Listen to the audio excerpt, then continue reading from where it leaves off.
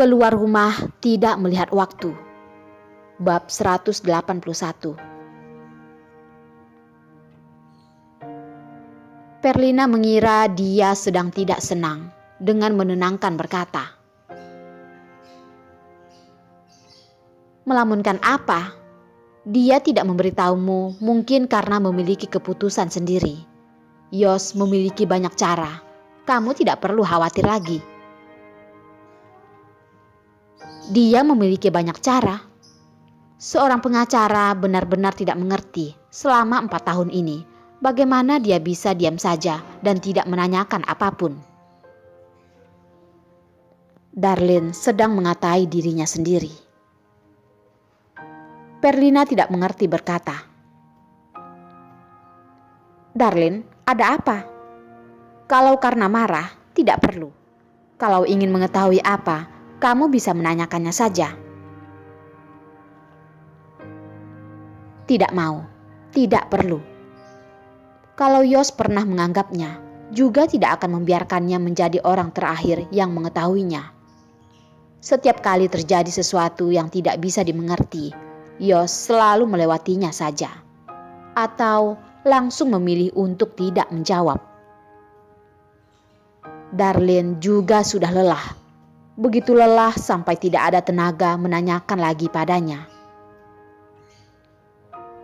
Perlina merasa sepertinya ada maksud di balik ucapan Darlene. "Darlene, apa maksudmu? Apakah kamu akan menyerah pada Yos?" Mata Darlene terlihat basah, menguatkan diri dengan nada santai berkata,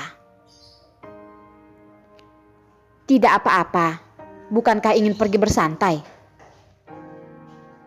Baiklah, aku pastikan kamu akan sangat senang. Sebentar lagi kita sampai." Perlina sekarang sangat miskin.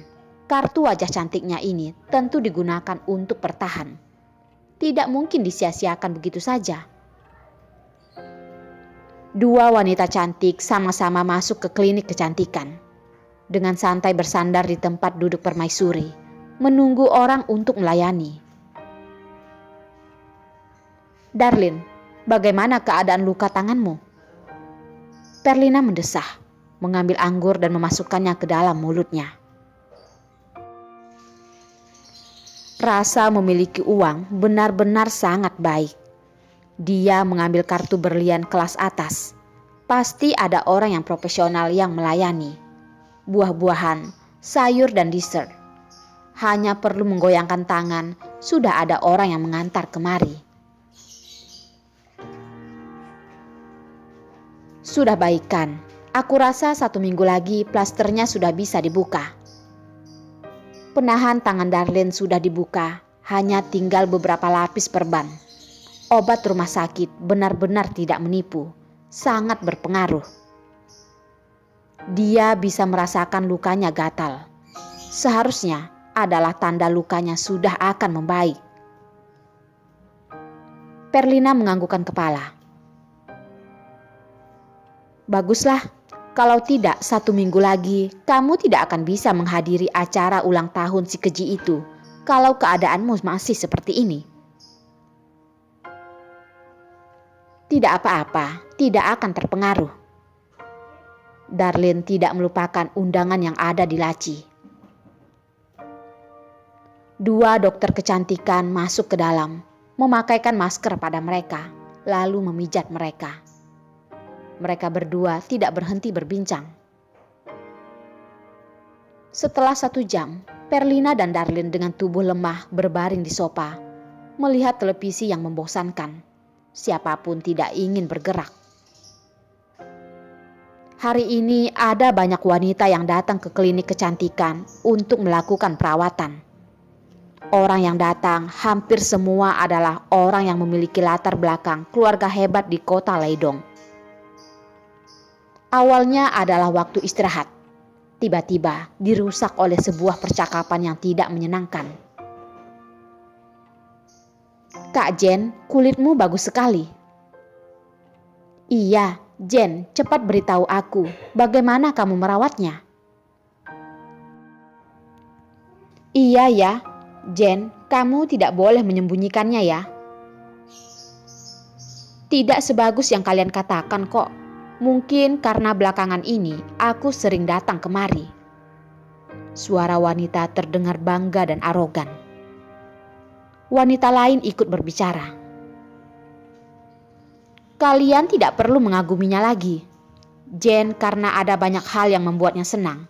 Sekarang di kota Leidong sudah tersebar luas kalau pengacara Yos adalah pacarnya Jane. Dan lagi-lagi adalah suara kagum. Wah, pacar Jane sangat hebat ya. Sekarang dia adalah menantu hebat yang paling terkenal di kota Leidong. Semalam setelah pulang ayahku juga membicarakannya. Mengatakan betapa hebatnya pengacara Yos. Wanita itu tersenyum, pura-pura tidak peduli dan berkata, tidak. Yos hanya melakukan hal yang seharusnya dia lakukan. Dasar, hari ini aku benar-benar tidak melihat waktu. Perlina benar-benar tidak tahan mendengarnya lagi. Wanita ini mengatakan hal yang melawan kata hati mereka. Apakah mereka tidak merasa jijik? Pokoknya dia sudah tidak tahan. Perlina, jangan katakan lagi. Darlin juga terdiam. Dia tidak menduga akan bertemu dengan Jane di sini. Ya, aku mengerti. Perlina tahu kalau dia tidak ingin bertengkar langsung di hadapan Jane. Jadi, dia hanya dengan tidak rela diam. Tapi Perlina ingin diam. Ada orang yang tidak mau. Jane, apakah kamu kenal dua wanita itu? Barusan wanita dengan rambut pink itu sepertinya melototimu. Wanita yang berbicara adalah pengikut Jane, tapi juga bersedia dikendalikan Jane. Jadi sengaja mengatakannya. Jane mengikuti arah tatapannya. Melihat dua wanita yang berbaring di sofa, dia pun terkejut dan dengan cepat kembali ke semula. Terlihat senyuman di bibirnya. Dengan nada dalam berkata, "Kenal, kami adalah teman lama. Ayo, kita pergi menyapa mereka." Dia kebetulan merasa bosan. Darlin sendiri mencari disakiti. Kalau begitu jangan salahkan dia tidak sungkan. Beberapa wanita yang ikut di belakangnya saling menatap. Kenapa merasa tatapan Jane tidak seperti sedang melihat temannya sendiri. Malah seperti sedang mencari musuh. Tatapan orang-orang menjadi semakin senang. Pasti akan ada pertunjukan seru. Mereka melihat Jane berjalan ke sana pun buru-buru mengikutinya.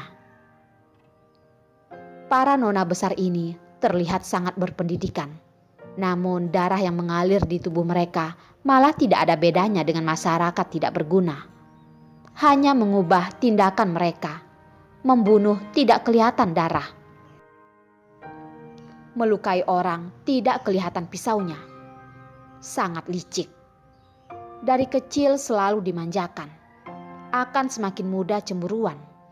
Di dalam dirinya mungkin ada 3-4 kepribadian. Saat ini dia memujimu, tidak berarti dia menyukaimu. Dia menginjakmu, tidak berarti tidak menyukaimu. Mungkin dia hanya bosan saja.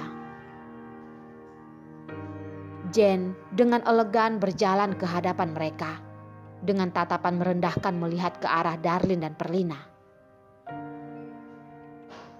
Darlin, Perlina, tidak menduga ya bisa bertemu dengan kalian di sini. Perlina mengorek telinga, meluruskan pinggangnya dan dengan tatapan tidak puas melihat Jane. Perlahan membalikkan kepala berkata pada Darlin. Darlin, apakah kamu mendengar suara gonggongan anjing? Lina? Darlin melihat tatapan Jane yang menjadi buruk. Dia pun tidak tahu harus bagaimana menjawabnya. Kedua tangan Jane dilipatkan di depan dada dengan semakin erat. Perlina yang pantas mati. Atas apa dia tidak memandangnya? Dengan identitasnya dia adalah anak orang pemerintahan, bagaimanapun dia adalah wanita kelas atas. Perlina, apa maksudmu? Kamu mengatakan siapa yang anjing? Perlina seperti barusan melihat Jane dan teman-temannya dengan berlebihan berkata, "Oh, aku salah mengatakan. Kamu bukan anjing. Anjing yang bisa menggonggong tidak bisa menggigit orang. Anjing yang tidak menggonggonglah yang akan menggigit orang." Sudut mata Jane melihat beberapa wanita yang ada di belakangnya. Tatapannya terlihat bersinar. Mengingatnya dan berpura-pura terluka, dia pun berkata, "Perlina, kenapa kamu mengataiku seperti ini? Aku tahu kamu juga menyukai Yos. Tapi masalah perasaan tidak bisa dipaksa." Orang lain yang mendengar ucapan Jane cukup membuat mereka asal berpikir. Melihat dua wanita cantik yang terlihat sombong ini, mereka tentu membela Jane. "Jane, tidak apa-apa. Oh, aku sudah ingat. Wanita ini bukankah adalah asisten yang mengikuti Yos?" "Kenapa? Christine, kamu juga kenal ya?" Orang lain ikut bertanya. Christine menganggukkan kepala, lalu berkata, "Terakhir kali ada masalah di kantor pengacara Hercules. Aku melihat wanita ini terus mengikuti di belakang Yos." "Jane, kenapa kamu bisa kenal dengan wanita seperti ini?" Ada orang yang langsung merasa jijik berkata seperti itu.